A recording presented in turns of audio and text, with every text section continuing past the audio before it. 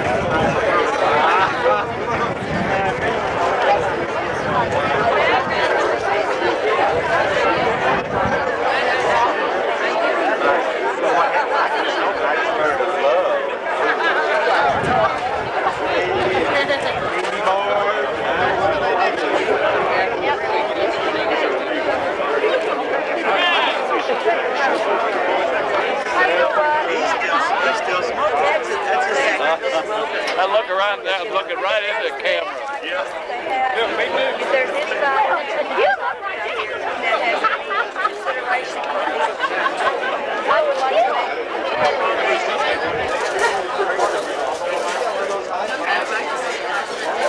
which one, Nancy, in that picture? I guess you wouldn't get her anyway. You don't have a choice, Nancy. Oh, Nancy, get back behind the I want this tape, however. Aren't those neat? They're beautiful. Go back behind the cake. No,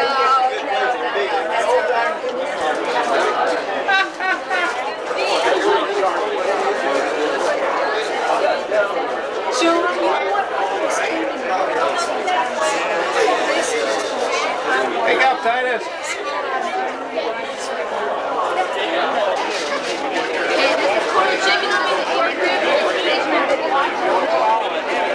There's Sheriff, first in line. Golly. Skip. Skip people get to eat. Oh. I'll leave the beer to you for a while. You in the skip too? Yeah. You're not. Friends of the kids. He's going to be on the turkey wrap.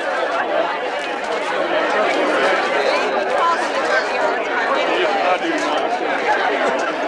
You want to hear what he told me?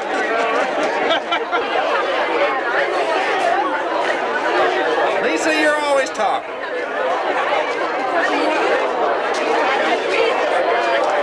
Bill, what do you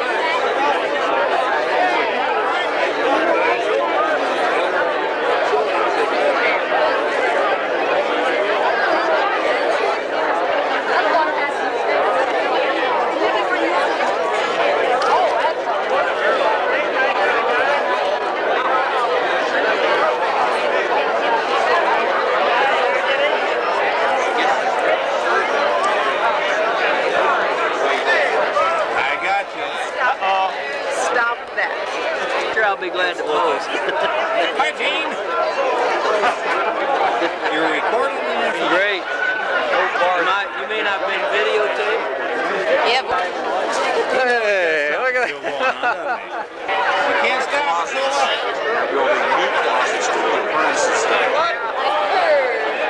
You can't. And the windows are just thick stars.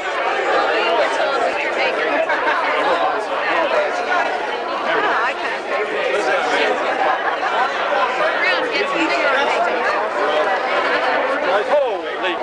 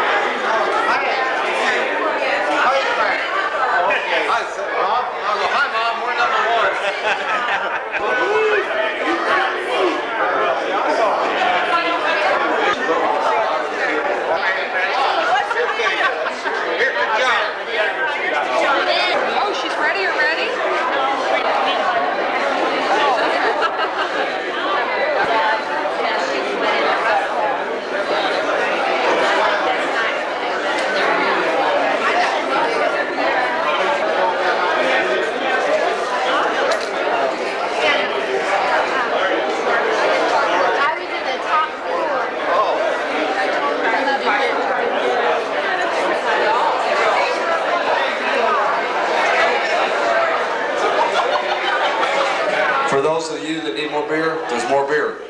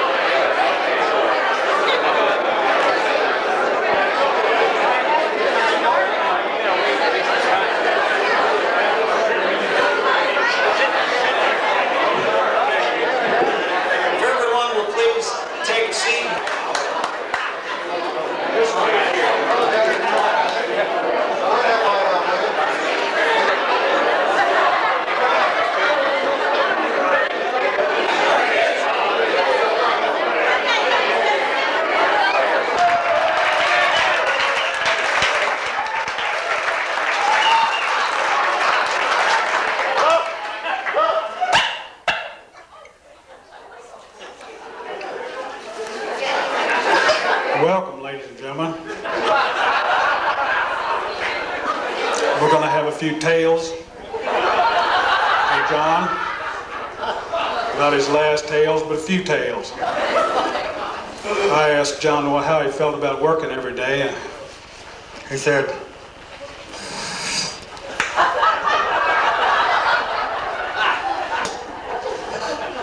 "We're very glad you're here. We've got a lot of exciting things coming up. First thing off the bat here is Dale Humberg. Dale's got some words of wisdom and a tale to tell." Just present a small piece of verse. What I've entitled this one tonight is Turkey Hunting Nightmare. It goes something like this. John is leaving, had enough of this crap.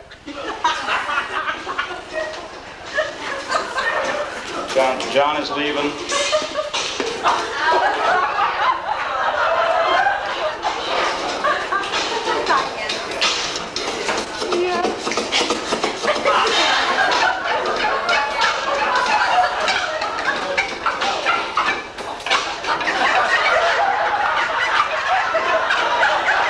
John is leaving, had enough of this crap. He's headed to the woods and the gobbler rap.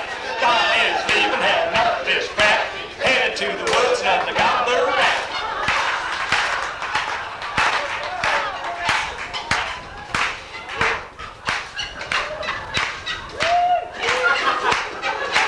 Out in the woods before daybreak, under a gobble before he's awake. He's a 30-pound Tom with a 10-inch beard. Got the loudest gobble that I ever did hear.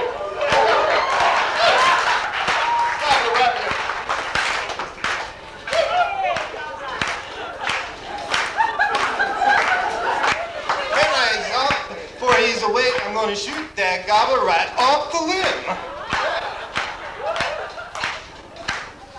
Limb lifted. He's headed to the woods and the gobbler rat.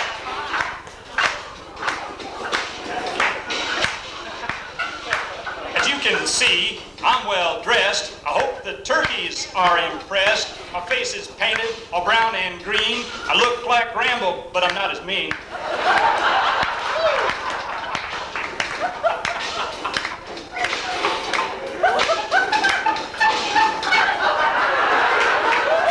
The size and shape of turkey call, slate and box, I own them all.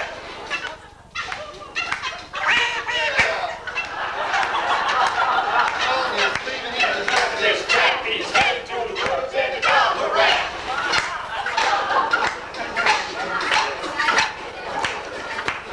Shooting time, there's not a sound to put birds to roost, but they ain't around. Then over the hill and over the dale, a four-wheel Honda coming down the trail. Get out of here!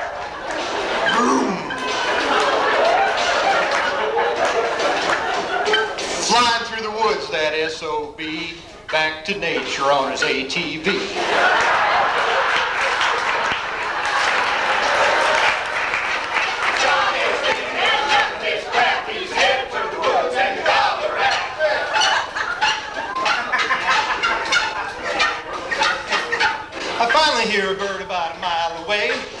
another mountain? Ain't no way, but I get right up and run until I trip on a root and roll down a hill. God damn.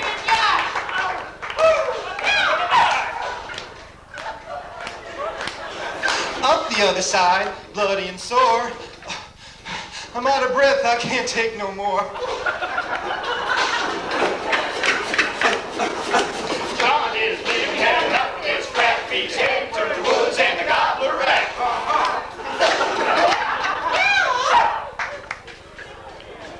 The turkey quit gobbling by the time I get there, but I'm so damn tired that I don't care. Whoever said that this was fun? Right now I don't care if I ever kill one.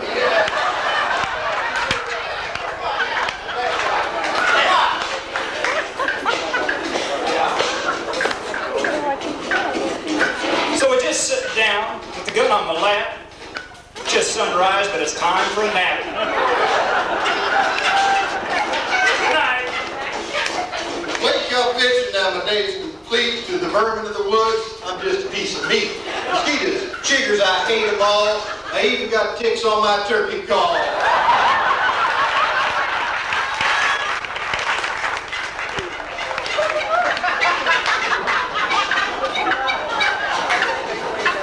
Raid, ban, even DDT, ain't none of that stuff keeps bugs off me.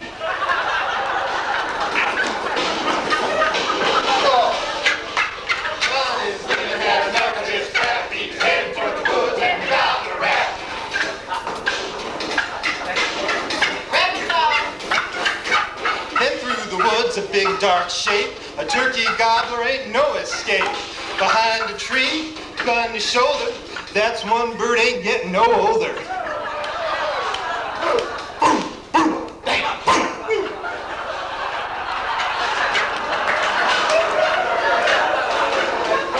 I pulled the trigger, I know he's dying, but I look back, that sucker's flying.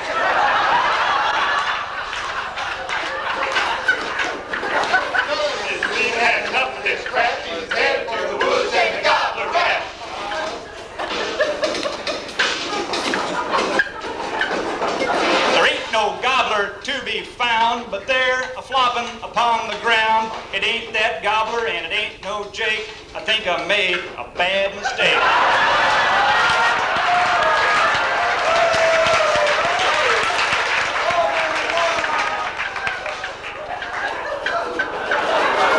I must have shot it, but I don't know when. I check it with my boot. It's a bearded hen. Honest, officer, I'm Larry. I'm a turkey biologist. I wouldn't have shot him. Honest, she was gobbling all the way in. John is leaving, had enough of this crap. He's headed for the woods and the gobbler rat.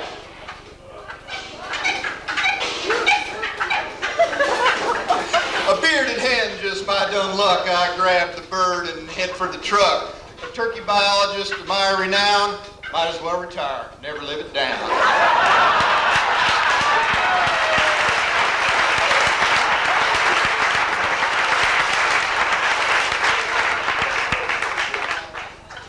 Suddenly, I wake up screaming. Well, I'll be damned, I was just dreaming.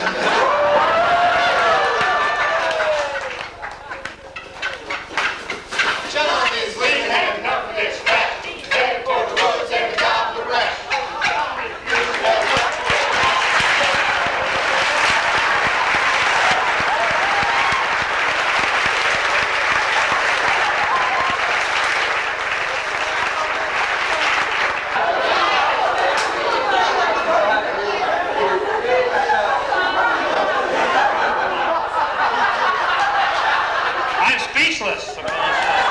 Sorry, John. I came all this way and I have nothing to say. I can't talk about it. Now, for a little very light seriousness and very light. Now, I'm really here not from Iowa so much as to represent the other turkey biologists in the Midwest. When we heard that John was retiring and they were really going to wrestle him into a retirement party, a number of us biologists have known John for a long time, thought we ought to do something for him. Not much, but something. So I called, we got together over the telephone and The other 14 turkey biologists in the Midwest, John, authorized me to spare no expense, as long as it didn't cost them anything, to give you a little presentation tonight. So I'm here on behalf of the rest of those guys, and if you'd come up here.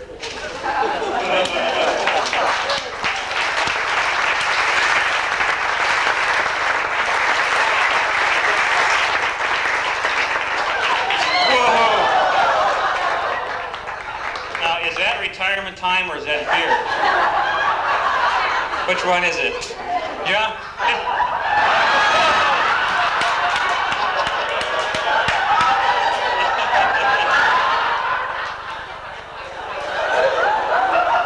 I promised to keep this short, and I said what we're going to do very briefly, John, is give you a little presentation, and like all resolutions, this thing is full of whereases and therefores, and I'm not going to read those because I don't think this crowd will understand them. Okay? We're just going to give you this presentation. Basically, there's a group called the Midwest Wild Turkey Study Group. Actually, it's called the Deer and Wild Turkey Study Group, but we weren't going to let those deer suckers in on this thing. So this is just from the wild turkey biologists in the Midwest, John, making you an honorary member for the rest of your life of the Midwest Wild Turkey Study Group and all the rights and privileges that pertain to that. Now, John, you know what those rights and privileges are, but for the benefit of the rest of these people, this entitles you to come to all future meetings at your own expense of the Midwest Wild Turkey Study Group. And you know, of course, but these people don't know that we meet in such garden spots of the North America as Bismarck, North Dakota, in January. And another privilege is to stay at some semi-heated Boy Scout camp, eat the finest dormitory cuisine to be had, drink a lot of beer, to top it off, to sleep in an open dormitory of 35 other poor folks who have been there for a week on a lumpy mattress, and listen to the snoring and other assorted sounds that keep you awake all night. But just for your sake, John, they have accorded you one privilege that no one to my knowledge has been accorded yet. The Midwest Turkey Study Group insists that you have a private room at these meetings. Absolutely insists, because the rest of us would like to sleep. Okay, John, this is, as I said, spare no expense, the top quality frame from Walmart on the finest Xerox paper that the Iowa department could provide. But in all seriousness, is signed by the other members of the Wild Turkey Group. Our appreciation to you for where you've led us, and hopefully that you'll have many years to enjoy and come back and visit us once in a while. Terry, thank you.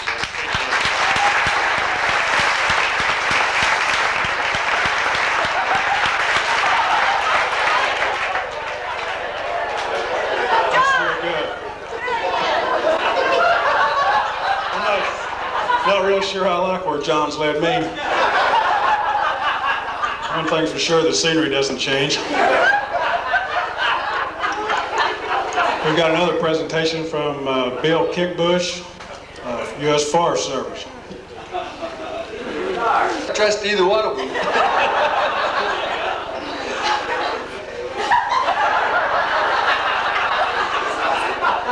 Well, this is like some of the meetings I've been to with John. You always want to be sure what's behind you. Titus, if you'll stand over there, I'll get this done and get out of here. Everybody knows that we're gathered here tonight to wish John and his wife a happy retirement, and I don't know of two people that deserve it more. But over the years, a lot of the people thought that we have always had the co-op relationship with the department has always been as good as it is today, but when I first came to Missouri, it wasn't that way. And we threw a few rocks at each other and over the time. I'll never forget the first time I went to Columbia to a meeting and met John Lewis. He was we were in a little room and they're sitting around the table there. I don't know, somehow we were working on standards and guides on trying to give wildlife a chance with the rest of the forest. And but the conversation got around Cedar Creek. It seemed like in those days it always got around Cedar Creek. And I'd been filled in by the bureaucrats down there about, you know, how great things were, and so I gave this little speech, and John was sitting there in the chair like a perfect gentleman, you know, listening to the whole thing. And there came that pregnant pause, you know, at the end of the meeting or my presentation, and John just kind of sat up and he looked me right straight in the eye and he said, "Bill, that's bullshit."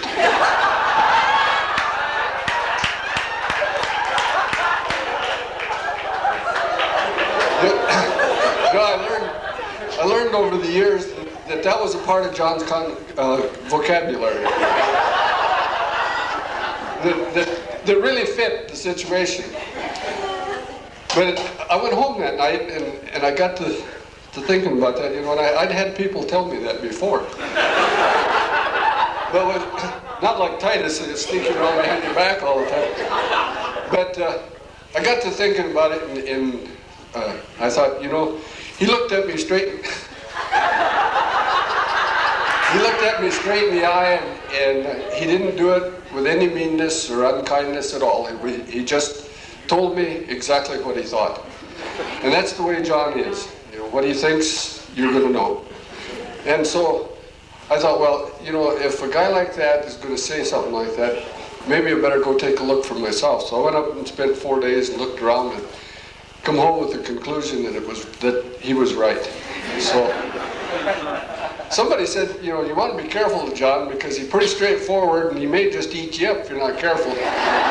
So, but I finally got up my nerve and I called him and I said, "John, would you have time to sit down sometime and just talk about what's going on there and what changes we can make and what you think we ought to do?" And he said, "Sure, anytime." You know, for 17 years, every time I wanted to know exactly what somebody thought, where the department was at, and some things, I called John Lewis, and he always had time to sit down and talk. He was that kind of a guy. John?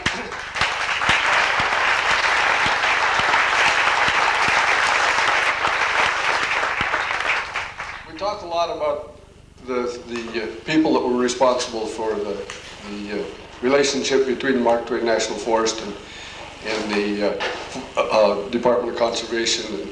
And John's one of the guys that was responsible for that. And in a good number of times, it got brought forth that it was just, you know, we got to quit talking bullshit. Get down to what the situation really is.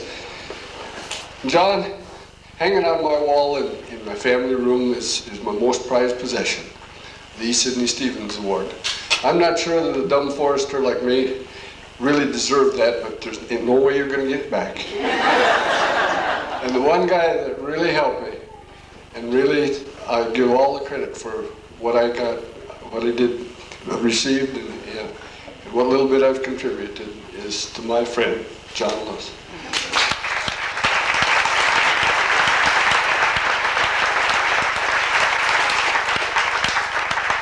John, on behalf of all of us that have worked with you over the years, especially Roger Kirkman and myself, who've retired, got out just a little bit ahead of it, from Gary Huff and all the other biologists on the forest, we'd like to present you with the 1989 Forest Supervisors Honor Award. It says, "To John Lewis for dedication and outstanding service to the Cooperative Wildlife Program between our two agencies."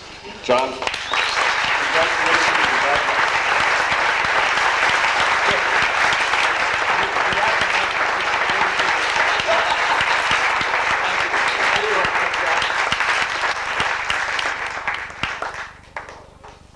Thanks a lot, Bill.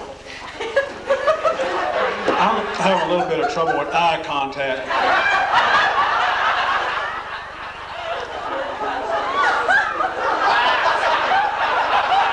Night's not over yet.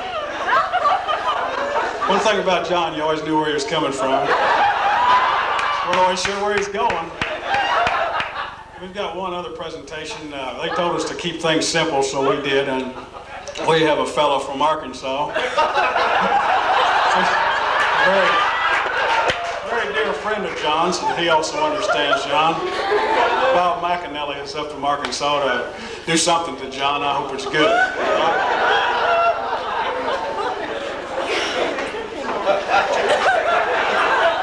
I thank you, Russ. You never looked better, buddy. You know, I really didn't come prepared the last time I had to give a talk like this.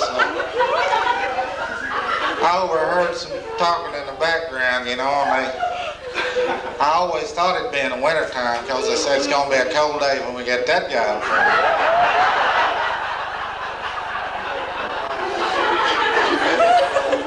You know, I was glad to see this mount that John made on the stage here.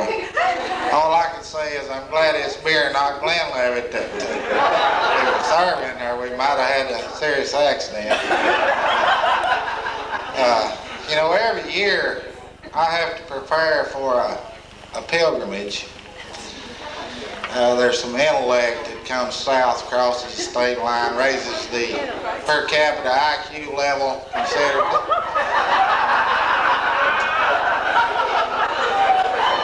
It's the annual arrival of Friar Vault and his protege John.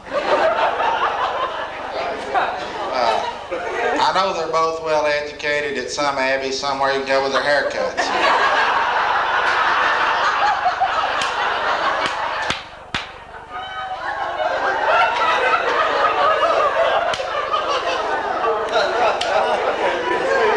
Dick, I'm glad to see you still got all your teeth.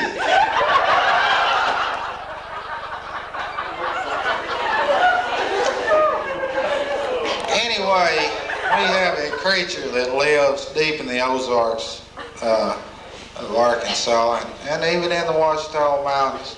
Those of you that are biologists out here, you understand heterozygosity.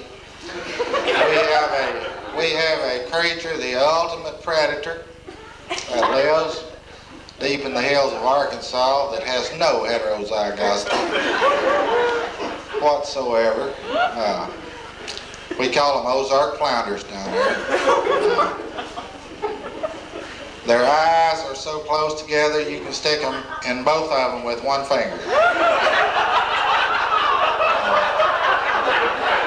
Actually, their eyes are on the same side of their nose. That's where the flounder bit comes from. John and Dick have been coming down there so long that they meet most of the criteria. The only thing really that doesn't add up is their birthplace. And of course they come down to attempt to kill difficult turkeys. Needless to say, our birds have flourished since they first came down. John did kill one time. He said, I want to show you the thigh bone off of this turkey. He said, you know, I knew it kept walking around the hill the same way, and its thigh bone had been broken with a number 4 and had healed back sideways, and it was a side heel gouger.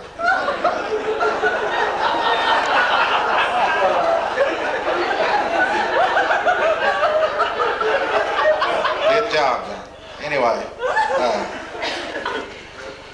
those folks are kind of poor, you know, and we took up a collection and we got something for John, and we've inducted him into the Ozark Flounder Hall of Fame. And like I said, there's not a lot of money, but it's the thought that counts. And I figure he'll be back turkey hunting. And we took up a collection and bought a mask for you. And I want to make a presentation. This is all the way from Rosetta, Arkansas. I hope you cultured people can understand what I'm saying. And everybody that's turkey hunting knows you got to have a good mask. Hide the whites of your eyes. And if you're an Ozark flounder, you don't need a whole lot of holes to see through.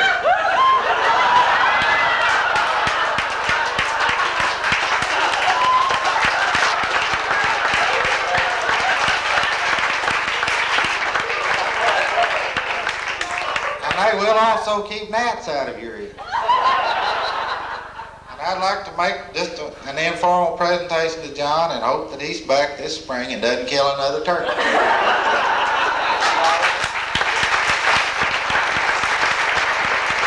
You can come too, Smiley. If I haven't overlooked something, then we're going to get ready for it now. It'll take just a second.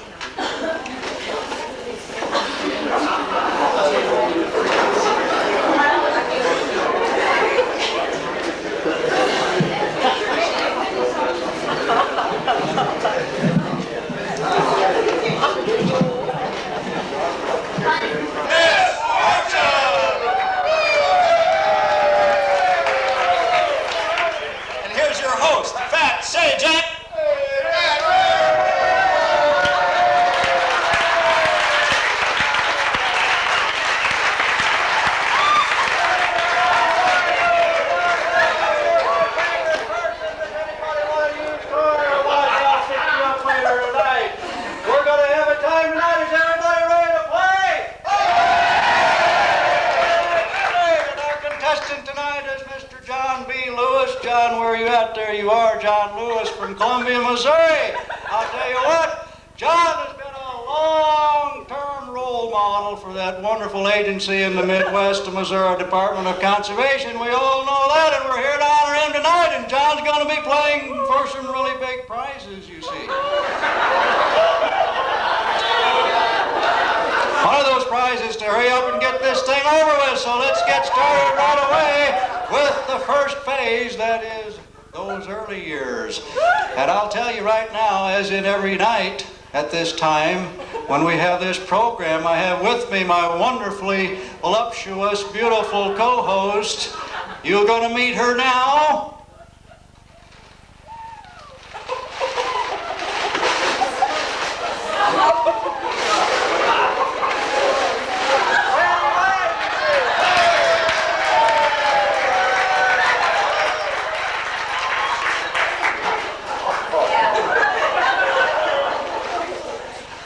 Fanny, your hair sparkles so much more in the daylight.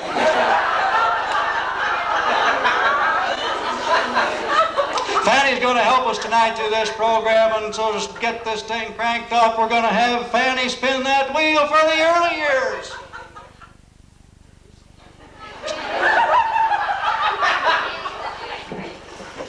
Okay, Fanny, spin that wheel.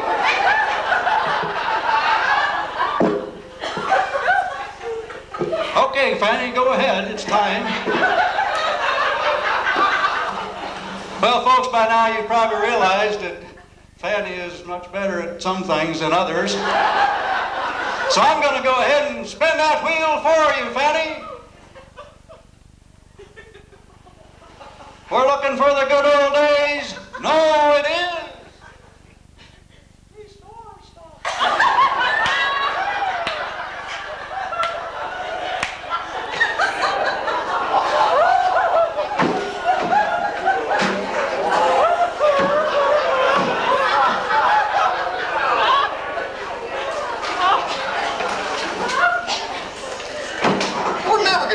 Stuff planted. That objective of planting 4 million acres of this in North Missouri is just crazy. Or was it a task or a strategy or whatever? Who cares? It won't grow anyways.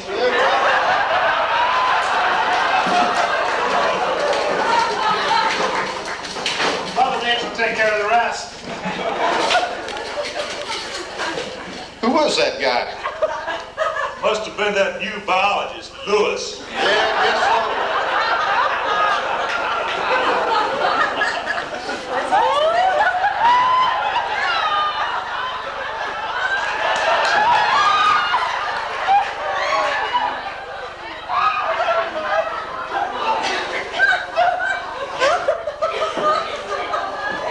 Mr. Crawford. Finish planting the roses, sir. Good job. What can I do now? Well, let me tell you, John. We got a call from the commissioner last week. We want a statewide turkey season. We're immediately open. Oh, spring turkey season. Yep. Okay, I'll do it. We need to restore that population, you know. Okay. Oh, wait, just a second, John. Yeah? Yeah, let me give you a little background on this thing, you know. Okay. start to be a bull. You know, Paul's son. Yeah? Paul's son. He was from Wisconsin, and he had a wife. No, his niece. Gertrude McGillicuddy. Gertrude and her husband came from Wisconsin, and they settled here in Missouri. That's what now became the Green Area. Yeah. Did I ever tell you about the history of this place? You've told me 1,000,000 times. I gotta go.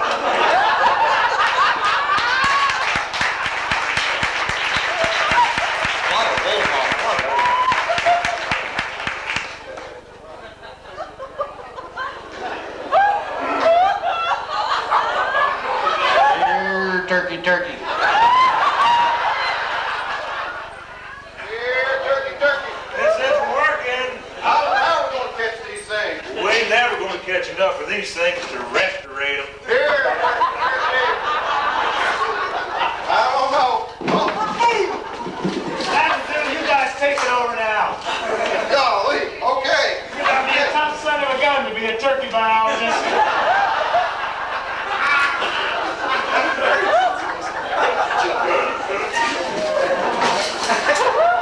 There that guy goes again. Boy, he's a hell of a role model, isn't he?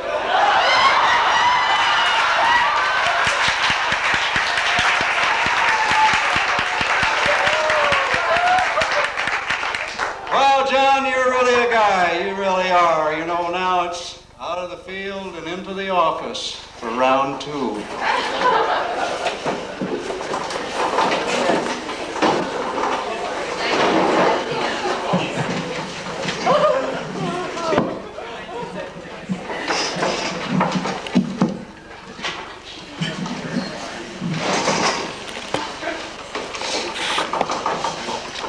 Okay, Fanny, it's time again to spin that wheel.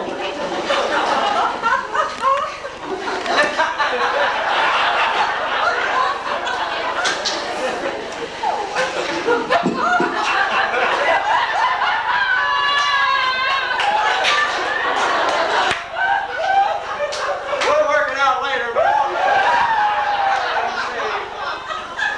We got cross? No! What do you got? Grab, Steve.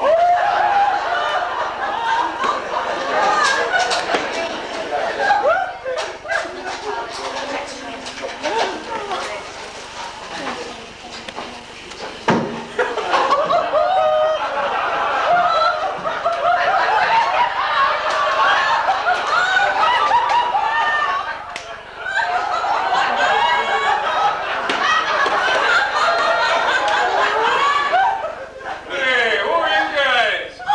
We're your grad students, the Grouse Brothers. I'm Russ Titus from Shannon County.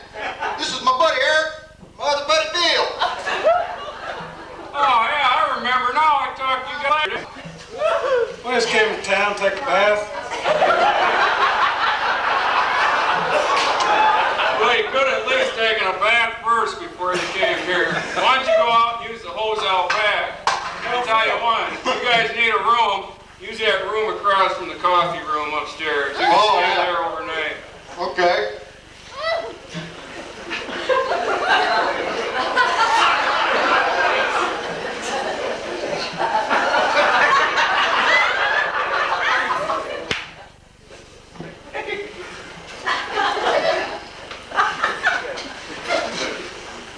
What's that on your face, Bill?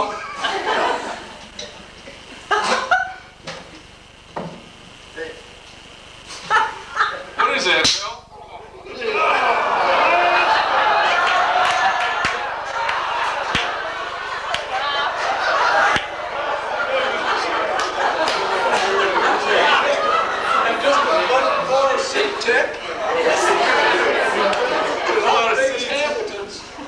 A lot of seeds in that tank.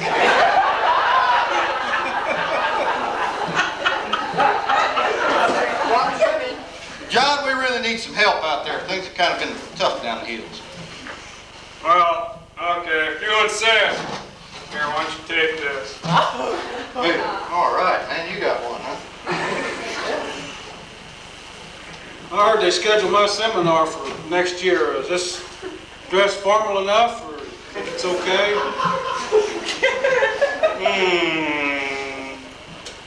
Well, just wait a second. That's pretty good, but I tell you what, we got these new ties here. Why don't you try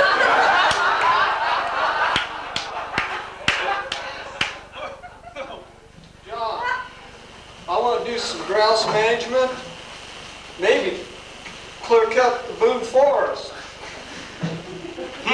Sounds great to me, but I don't think you'll need any extra help. Since you got that saw already, one of you guys can use this hammer. John, you know, Kirkman told me I was going to be on some kind of graduate stipend when I went down there, and I ain't got paid nothing for 6 months yet. You think you might be able to tide me over for a little while? Well, I tell you, if you would have asked me this afternoon, I would have had some money. But I ain't got none to give you now. Well, I'll go down to the Forestry Service office and talk to them. No, I tell you, you go hit Bill up on the way out the door. He'll give you some change. Okay. That'll tide you over. All righty. I think I can get forestry permission to help me. Okay, that sounds good to me. Well, we'll see you next year, John. All right. I'm going back to the woods. What a role model. When I grow up, I want to be just like him. Maybe even the PM himself.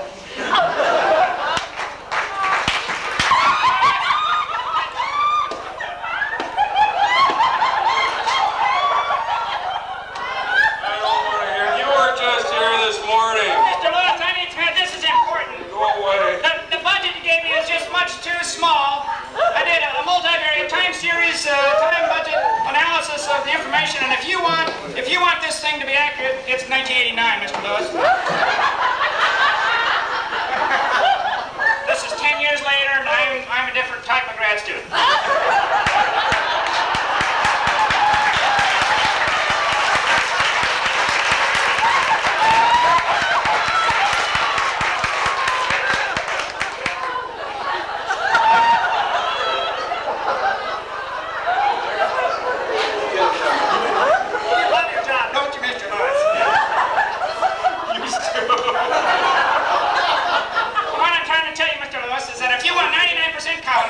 Either side of the mean, there's just some things that I absolutely have to have. Let me go through these things here. It includes a four-wheel drive ATV with a trailer, 20 extra labor positions. I just can't do it. This kind of thing are just not going to be enough. I'm sorry. I need 48, one of the big boxes of color Crayola crayons.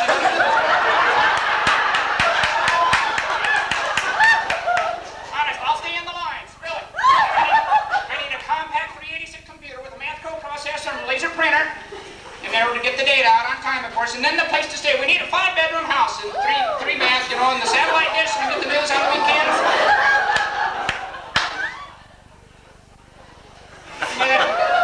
And that pickup, Mr. Lewis, it makes so much noise when I shift. Those 3 pedals, you know. We've got to do something about this. I think maybe like a 1990 model, one of those new CD player, AM, FM radio, all that type of stuff. And it doesn't need to be 4-wheel drive. We'll be taking all of our observations off the blacktop. No! Absolutely not! When I was a graduate student, I carried things in on my back. We didn't need ATVs and computers and all that stuff. I don't know what's gotten into you guys. You had to be tough in those days. Had to be a tough little son of a bee, huh?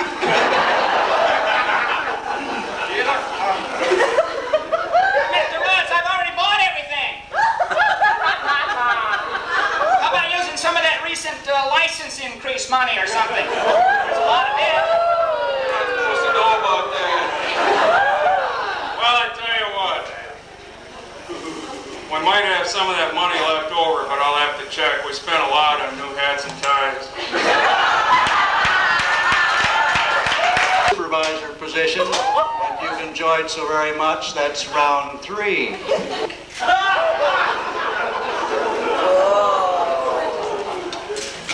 Yeah, I'm getting tired of these interviews. Let's get it over with. Let's get started. Now, wait a minute. Do I look okay? I tie all right? You know, since we adopted...